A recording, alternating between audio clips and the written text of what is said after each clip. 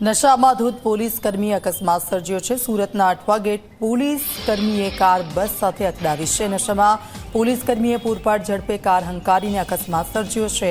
કારમાંથી પોલીસની વર્દીની સાથે દારૂની બોટલ અને ગ્લાસ પણ મળી આવ્યો છે।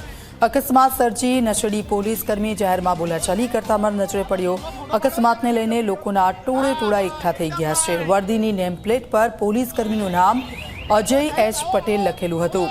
લોકો નશેડી પોલીસ કર્મીને પકડીને ઉમરા પોલીસ સ્ટેશન લઈ ગયા।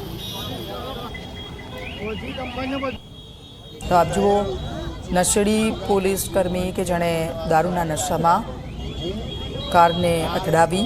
નશામાં ધૂત પોલીસે સર્જ્યો છે અકસ્માત। તેના ગાડીમાંથી દારૂની બોટલ સાથે ગ્લાસ પણ મળી આવ્યો છે, વર્દી પણ મળી આવી છે। અજય પટેલ નામ છે આ પોલીસ કર્મીનું।